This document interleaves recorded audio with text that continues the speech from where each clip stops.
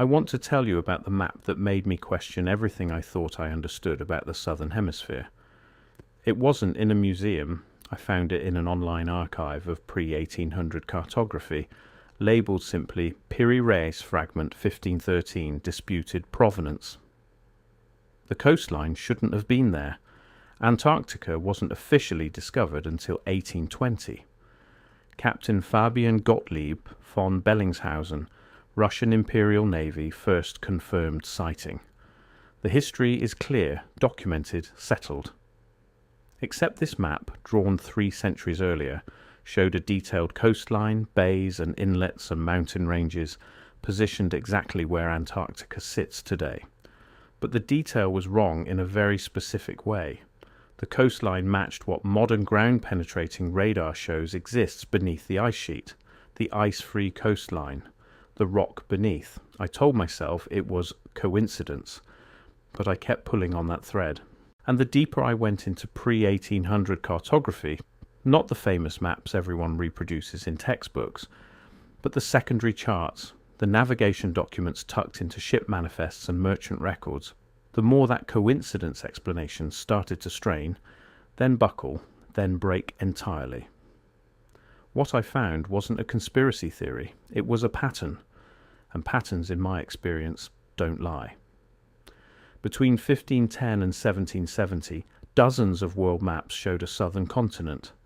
The official explanation is elegant. These were speculations based on the ancient Greek theory of terra australis incognita, a balancing landmass required to counterweight the northern continents. Except the explanation collapses when you look at the details.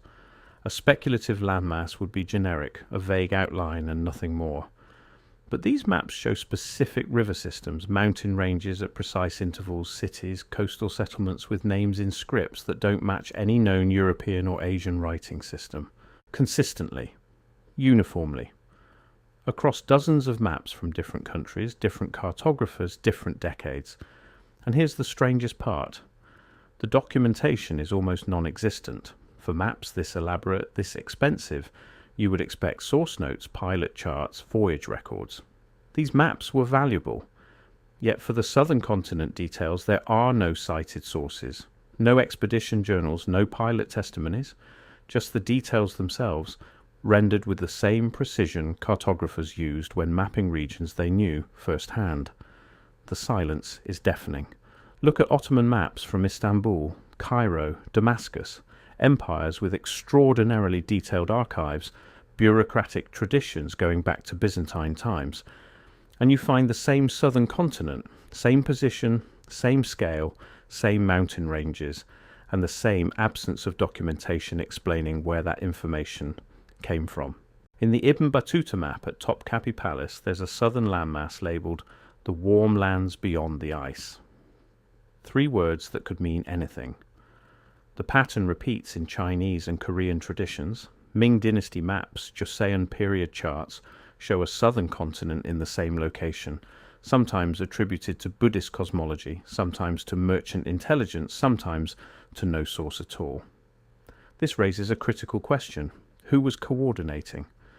In the 16th century, before reliable longitude calculation, how does the same landmass appear on maps from Seville, Istanbul, Beijing and Seoul within the same century? We're told it was shared classical learning. Ptolemy's geography rediscovered and circulated. I've read Ptolemy carefully. Not once does he describe the southern continent with anything approaching this detail. Here is an exercise I want you to try. Visit a major research library with a pre-1850 map collection. Request Southern Hemisphere maritime charts from before 1820 showing the Antarctic region. Watch what happens. In several major institutions whose catalogues clearly list these maps, you'll be told items are unavailable. Under conservation, in storage, restricted access. The language is always careful. I'm not talking about fragile manuscripts that genuinely need protection. I'm talking about maps that appear in published catalogue records, sometimes photographed in 1950s collection surveys, and then simply unavailable when you try to access them. In the British Library, I requested 18th century Dutch maritime charts catalogued as including Antarctic coastal details. Collection acquired 1893, 14 sheets, donor listed, accession numbers recorded. After 3 requests across 8 months, I was told the items could not be located. 14 professionally catalogued maps in one of the world's most organised institutions could not be located. Purpose unknown. That phrase appears often when items that should exist don't materialise, as though the cataloguers looked at the request and genuinely couldn't produce what their own record said existed, or declined to produce what they knew would raise further questions. The pattern of unavailability is troubling. Beginning in the late 1700s, European maritime powers conducted extensive Southern Ocean surveys. British Admiralty, French Naval Ministry, Russian expeditions, American whaling fleets. These produced detailed reports, specimens, astronomical observations, and maps. Hundreds of maps filed in maritime offices across Europe and America. And in the coastal details, the maps made after 1820, after the official discovery, show less than the maps made before. Pre-1820 maps show interior rivers, mountain ranges extending hundreds of miles inland, coastal features suggesting extended observation. Post-1820 maps drawn by explorers supposedly seeing Antarctica for the first time show simple outlines, ice barriers, blank interiors. The cartographic detail moves backward. Knowledge appears to decrease rather than accumulate. The earlier maps that shouldn't have detailed southern continent information are more detailed than later maps from official discovery expeditions. The geography becomes less specific as exploration supposedly increased. And after roughly 1850, the detailed pre-1820 maps begin to disappear from collection catalogues. Items recorded in 1870 that don't appear in 1920 catalogues. Materials photographed in the 1930s marked unavailable by the 1960s. By the late 20th century, the record looks like what we recognize today. Antarctica as ice, Antarctica as blank. The particular detail that appeared so consistently simply stops appearing. In the 1950s and 60s, international expeditions conducted ice core drilling in Antarctica. What they found, documented in published geological reports, were sediment layers suggesting the Antarctic ice sheet is younger than the continent beneath it. Much younger. Layers indicating portions of the Antarctic coast were ice-free, vegetated, temperate, within a time frame that makes the detailed coastlines on those pre-1820 maps suddenly less impossible. The official explanation shifted. Perhaps some earlier maps did contain accurate Antarctic data from an unknown ancient civilization, a lost advanced culture from the last ice age, information preserved through unknown channels. But this raises another question. What if the coastlines weren't from an ancient lost civilization? What if they were from a recent one? Recent meaning within recorded history. Within the period we think we know completely. Several pre-1820 maps showing detailed Antarctic coastlines also show names. Not Latin, not European languages, names in scripts that don't match catalogued writing systems. A 2015 linguistic analysis examined text elements on 12 of these maps. Of 43 distinct names, 31 showed structural similarities to Turkic language families. Older forms, scripts from Central Asian medieval documents. 31 showing consistent linguistic structure from a specific language family is not statistical anomaly.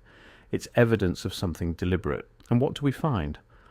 Several maps from the 1600s and 1700s label that southern region with variations of a name that appears in other contexts. Tartary, Grand Tartary, names that appear on maps of Central Asia, Siberia, and on some maps a southern extension of that territorial designation appears. Labelled with the same name, positioned where Antarctica is. What was Tartary? The standard explanation is a European catch-all term for Mongol successor states and Central Asian peoples. A geographic designation, not a unified entity, except the maps show it as territory with defined borders. Cities at intervals suggesting administrative centres, coastal details indicating maritime capability. The maps treated the way maps treat organised states. Between roughly 1770 and 1850, something systematic happened. a widespread removal of specific maps from libraries across Europe, Russia, Asia, and the Americas. In the Bibliothèque Nationale de France, maps accessioned between 1720 and 1820, showing detailed southern continent geography cluster into a category marked for re-evaluation in the 1840s. Clustered, as though a decision was made, implemented, and completed. In the Russian Imperial Library, which experienced reorganization in the 1830s, older maps appearing in pre-1835 catalogues are reclassified or marked unavailable in a remarkably tight time frame. In institutions across London, Amsterdam, Venice, and Copenhagen, administered by entirely different governments with no institutional connection, the same compression of reclassification activity appears within roughly the same 30-year window. This is the coordination problem, because the question isn't just who made these maps.